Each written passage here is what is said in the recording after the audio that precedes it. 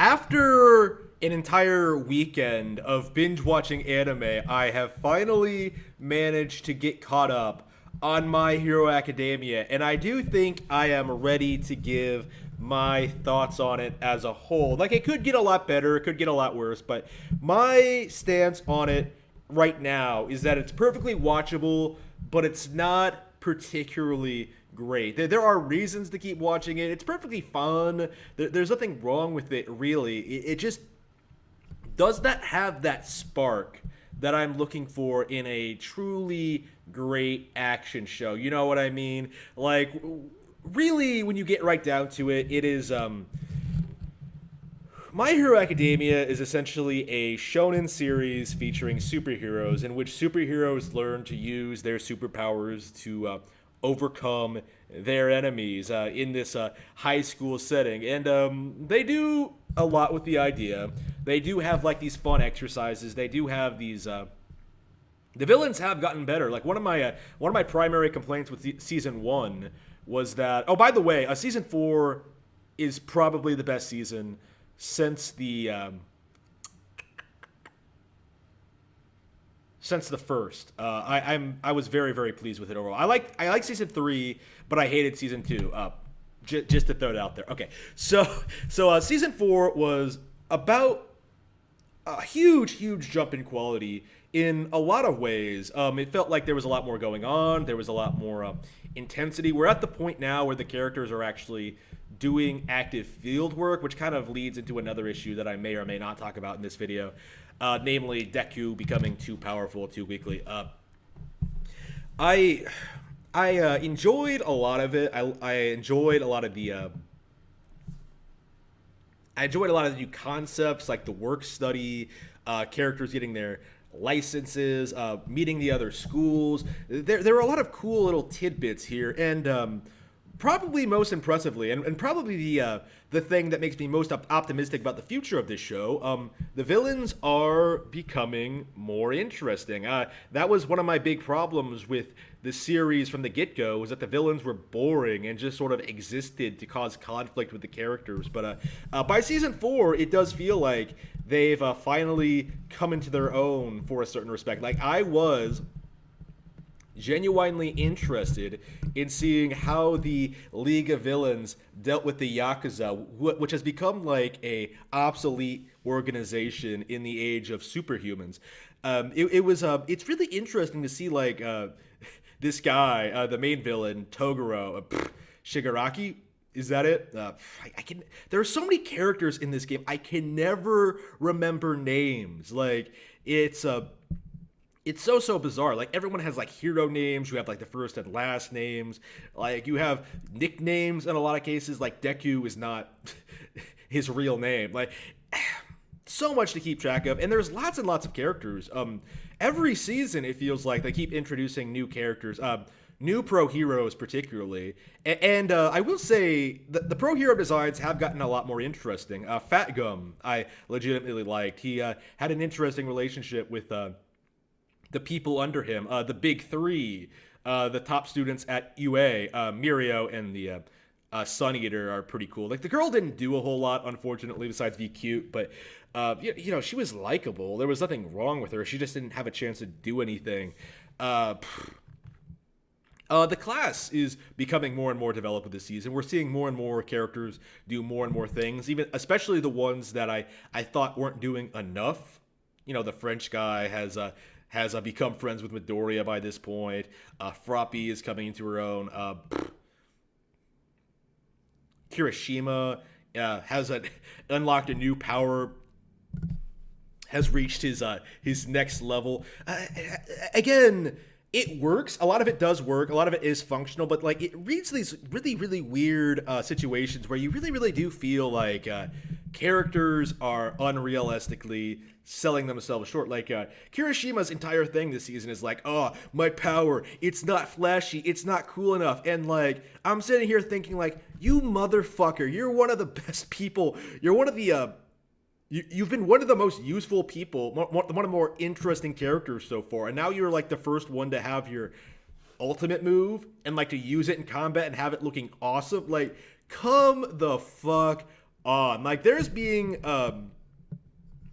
like unsure of yourself, and then there's just being like straight up ridiculous. You know what I mean? Like there was no reason to like to be thinking that, to be going through that like arc. You know what I mean? Like I would rather have just focused on the fight and animation and how he like actually came through. And it was interesting. It was good. The raid on the Yakuza is probably the most epic arc we've seen in a while. Since the show started, like you have an interesting conflict in which you have a bunch of heroes trying to rescue this girl who has this unusual power. You have the Yakuza and their plan, and you have tons of characters going up to fight each other. Perhaps too many. That's definitely something I really did feel like you have like a dozen heroes there going up against a bunch of like Yakuza who are like established to be who are established to be obsolete and like not as strong as they used to be. So like this show has this really weird problem of just having the setting up these situations and then like resolving them in the most I don't want to say the worst way possible. By establishing these situations and then like resolving them in a way that sort of feels like did they really need to do that? Like this entire arc, you have like, you know, all these pro heroes, all these police, all these people going after the Yakuza, and it's Deku who wins. Like it's Deku who comes through and manages to beat the crazy final guy who beat, you know, literal All Might's sidekick, you know, like literally killed him and, you know, took away Mirio's power, who was established as being like the greatest guy at UA. Like, yeah, Deku, yeah, less than a year training, I think.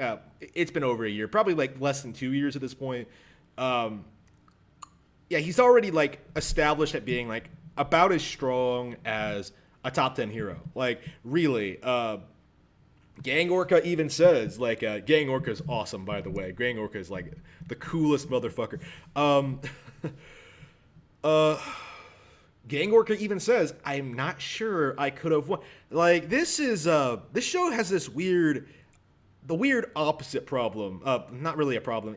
It seems to like doing the opposite thing that One Punch Man does, in which, like, it takes this seemingly unstoppable hero, you know, Deku, and, like, keeps giving him these weird situations and these weird problems to overcome that, like, really should have been easy.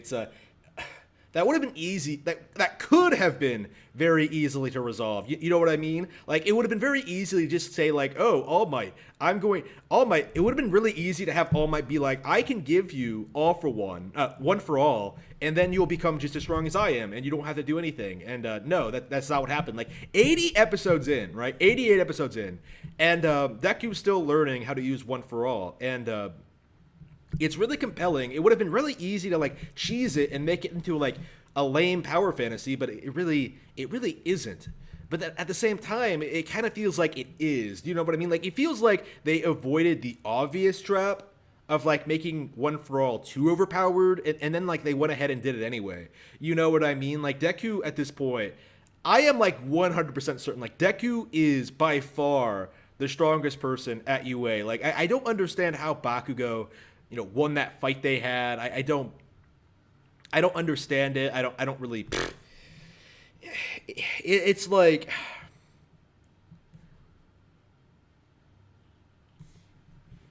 Deku's doing all this crazy shit, like constantly beating these crazy pro heroes that I don't see these crazy villains that I don't think the vast majority of heroes could handle. Like, to this day, we haven't seen like Endeavor do a whole lot. You know what I mean? Like, Deku's taking out people that I think All Might would have had trouble with, honestly, considering the state he was in towards the beginning of the series. Like, you know what I mean? Like, it feels like it's too much. You know what I mean? Like, having Deku save the day instead of just, you know, doing his part, I think it kind of goes against the spirit of My Hero Academia. Like, yeah, it kind of goes, this is my problem. Like, we knew from the beginning that Deku was going to become the number one hero in the world. Like, he pretty much said that. And that is extremely frustrating in a respect, because, like, there's no real tension. You know what I mean? Like, there's no real consideration Mirio, right? Like, what's gonna happen to Mirio? You know what I mean? Like, they keep doing this stuff where they keep teasing, like, oh, All Might's gonna die, and then they're like, oh wait, no, he might not. We might have defied fate, but then like they're just gonna say that like, oh wait, we were wrong. Like, we already know where it's going. Like, if he dies, it was predictable because it was literally predicted by the Deus Ex Machina. A certain Night Eye has to have the most idiotically thought out power. Well, not the worst power, but the most idiotically thought out power in the entire series because the entire concept of foresight, like they came up with it and it was like literally too OP. So they had to like justify all of these reasons. They had to like elaborate on all these reasons why like he couldn't use the foresight to like do certain things. And then they had to kill the character off because oh no, we can't have him using foresight again. Like, even the first time that happened, where he seriously spent like 3 minutes trying to justify why he didn't just use foresight to find the to find out what to find what they were looking for. It was just it was so frustrating. Like, you established this character had the ability to tell the future with perfect accuracy, and then you go out of your way to make that character not use that power unless it's to foreshadow future events, and then you kill him off because it's inconvenient to the plot. Like, no, Sir Night Eye should have been, well, for one thing, he should have had a way more interesting power. Like, the entire thing with foresight is that, like, it's OP for, like, the wrong reasons. You know what I mean? Like, I was seriously wondering, especially, like, when he died, like, what the fuck is he doing on the field? Like, why is this guy basically, because of how his quirk works, it's not that well suited for combat. And you can argue that, like, oh, he beat Deku. Like, they established he can only use his power once a day. So, like, the entire thing feels like very, very poorly rationalized. And it's not very poorly thought out, and it's just, the entire reason it exists is to like create this situation where like, ooh, when is All Might gonna die? Like, why don't you just have it happen? Like, why do you need to foreshadow it? Like, you're literally just ruining this entire situation. You know what I mean? And it's like,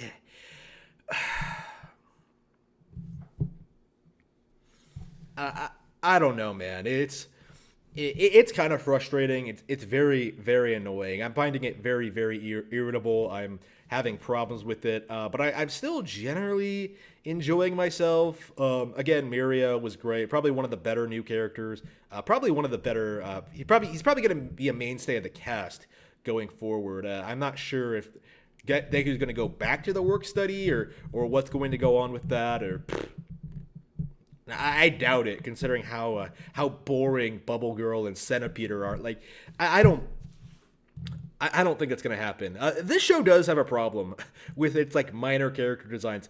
The worst. Okay, so I said before that like I had to specifically say that like Sir Night Eye does not have the worst quirk in the series because it's the most poorly thought out quirk because of like its role in the plot and how like it could seriously just break everything if like he actually used it. No, the worst quirk in the entire series, the absolute most ridiculous, lame, obsolete, completely irrelevant quirk I think I've ever seen in my life. The worst superpower I think I might have seen in any piece of media ever. It absolutely has to be Rock Lock. Like, what the fuck is this motherfucker? Okay, so pro heroes in this setting tend to have this like issue with being like really lame and really boring if they're not like actual main characters. And like Rock Lock to me is the absolute worst example of this. So you have this guy, right? He's sitting in on this meeting and he's talking shit about the UA students. Like, what are these high school students doing here? And okay, so what is this guy doing? Like, you're trying to figure out what he is. You're trying to figure out what his deal is. The camera keeps focusing on him even though he doesn't do anything. He's gonna be a major player in this in this arc, right? He's gonna do a whole lot. I bet his quirk is really really cool. Like, what is it? Can he like lock things? Like, can he lock people's like bodies or whatever? Like, what is it? Can he like, what is his power? Rock lock. Okay, his power is that he can stop objects, stop the movement of objects by touching them. It's Uraraka's power, but like lame. You know what I mean? Like, Uraraka has been able to like make her gravity quirk like good and interesting and compelling. Rocklock, like this motherfucker, he literally like throws like a board or something into the air and it stops and he steps on it to like cross a building. I saw that and I was just like, holy shit. That has to be the lamest method of transportation I have ever seen in my life. Like, people make fun of these scooters, people make fun of segways, people make fun of like, I don't know, skateboards in a way. No, like that shit is, you know, the baddest motherfucking like Ferrari, you know, high-end vehicle. That shit makes scooters look cool. You know what I mean? Rocklock makes complete nerds look like they're the most badass motherfuckers imaginable. Like, I have no idea what this motherfucker thought he was going to do by raiding this Yakuza base. Like, all you see him do is exposit and run through a hallway and fail to stop a villain. Like, this entire situation, which is entirely custom built to make his power useful, by the way. Oh, this hallway is moving around. Hey, I have a quirk that can stop things from moving. I'll use it. And it's not powerful enough to work. Like, holy shit. What a cuck. You literally have a JoJo style situation in which your useless power can suddenly become useful for this one specific instance, and no, it doesn't work. It's completely pointless. Why were you even there? Like, completely worthless. And I didn't even talk about his weird ass baby, like not his wife, who seems like adorable, but like the weird ass baby who's just like has this shitty look on its face all the time and it's like has this really pouty lip. Like, I've never seen a baby in an anime like piss me off more than that fucking thing. This guy bred, like, this guy has a son, and like, damn. Like, what'd you have to do? Like, freeze your wife so she wouldn't run away? Like, is that what you had to do? Just, oh man, it's frustrating. It's, worst hero ever, Rocklock. Why was he even there? I have no idea. Like, other new characters like Ryukyu, Big Gum, like, they were awesome. Like, Ryukyu even like encourages, even gives like Uraraka and Froppy great opportunity to advance their careers. You know what I mean? You know, Big Gum did that with Kirishima too, probably to a greater extent. I do kind of feel like Uraraka and Froppy were just sort of there during this arc. I don't know why. Uraraka's there a lot, which is kind of nice. I kind of wish it was someone else though. You know, Froppy was maybe fine. Maybe have someone else in there. You know, they hyped up this work study stuff, and then not everyone went to the work studies. You know what I mean? Like, it made sense for Bakugo and Todoroki not to go, which was good. It was nice to see them take a back seat for a while. But, you know, the others, Kirishima, Froppy, and Uraraka have gotten a lot of screen time so far. Like, it could have been easily anyone else. Like, Tailman hasn't done shit, and he's one of my favorite minor characters. What are they going to do? I don't know. Like, the second half of the season seems to be building up, like Jiro and the Pinky more. So we'll probably get some more stuff. Oh, and Ayama too. So we might get some more stuff on them later. About time too. That's definitely been one of my big things with this. Like, this is what they should have done for like the first 50 episodes or so. Like, build up everyone in the class, you know, for the first 50 episodes or so. You know, do the sports festival, have everyone have a chance to compete, and then like go on with like the whole superhero actual licensing work. You know what I mean? Like have it actually be a high school show to start off with, and then go into the villain stuff. Like they implemented the villains way too early. Like the villains should not have even been there. You know what I mean? Like All Might shouldn't have been a teacher. Like what has All Might done as a teacher for anyone other than like Deku? Like he's always there with Deku, but he doesn't do anything for anyone else. It's I could see him like mentoring Deku. Like why does he need to be a teacher at UA?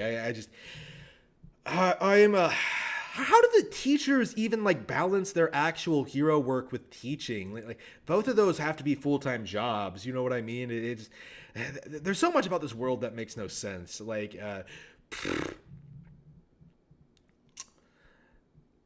I don't know, man. I don't know.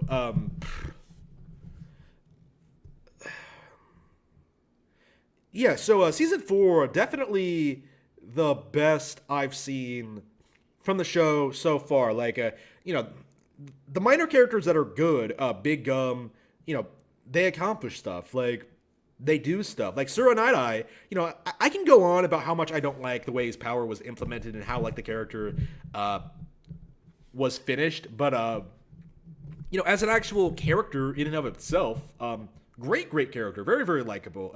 I'm not upset that he died. I'm upset that he died too soon, like died before All Might. Like really, honestly, you know, introducing the sidekick and then like immediately killing him off, like I don't know, like I would have killed All Might first, and then like had Night Eye take over. I don't know, like I don't know, man. It does feel like they could have done a little bit more with this whole situation. And there's this really weird aspect too, where like Mirio is like talking to the villain Overhaul, like, "Oh, how could you do this to your daughter?" And then Overhaul is just like, "Oh, that's what I told you. She isn't actually my daughter."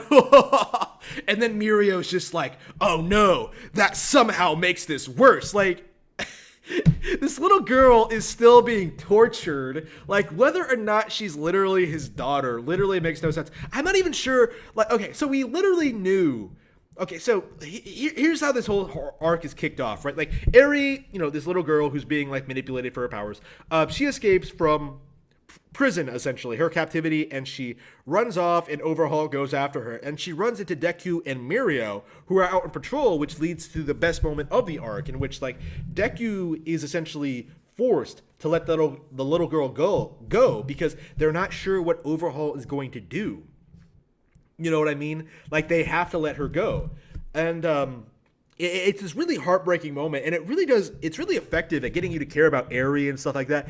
But the weird thing about it is, you know, they knew the girl was kidnapped, they knew she was being abused, they knew all this shit, but somehow, for some reason, they completely believed that Overhaul, when he said that she was his daughter, when that was clearly just a way to persuade them to leave. You know what I mean? Like, why the fuck would you believe that that girl was his daughter? Like, it's a really weird moment, and I'm not sure if it has like a different context in Japanese or whatever, or like maybe they localized it badly. There are a handful of instances where I think like Funimation is fucking up the translation. I can't think of any right now, but I just don't really trust Funimation to make reliable dubs anymore. But I just feel like you know, the animation could have been a lot better. You know what I mean? Like, over One Punch Man, like in its first 12 episodes, I feel like it did more with those 12 episodes than what My Hero has done in like almost 90 episodes now. Like, it had stellar animation, great character moments, great progression, introduced way more interesting characters that you want to learn more about and understand. And My Hero kind of feels like it's falling into I'm not really sure what to make of it. Like, it could go all sorts of ways. It could get a lot better, like it has in this season. This was an improvement. This was definitely an improvement over what we saw in the previous several in 2 and 3, it could improve significantly or it could get worse and never really recover. And I'm really wondering, 'cause this is the first time I'm able to watch an anime as it airs. Like I'm able to stay up to date on it. I should stay up to it. Should stay up to date to it.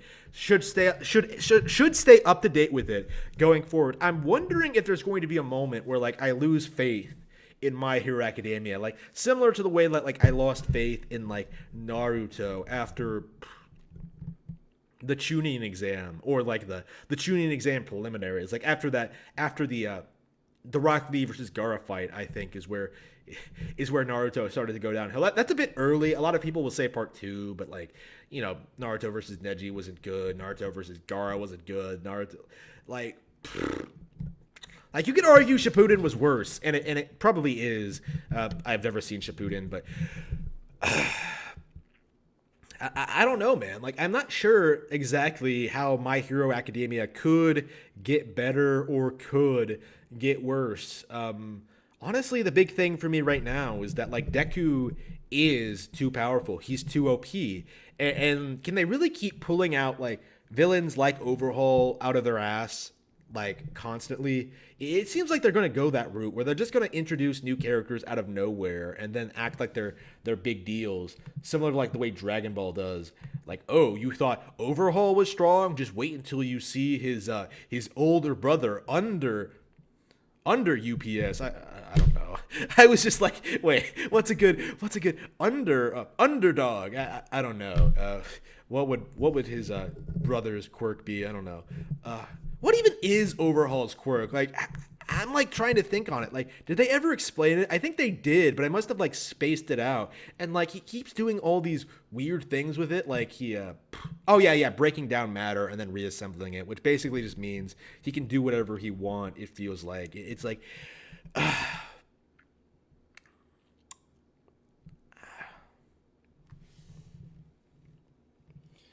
I don't know, man. It's a fun show. I'm enjoying it quite a bit. It's not bad at all, but like, I would rather a show be shorter and be higher quality than be padded out and just okay. You know what I mean? Like, I don't want to say that like the build up to this season was bad. Like it's mostly like rewatch value where I'm just like, okay, a large parts of seasons 2 and 3 are kind of unnecessary.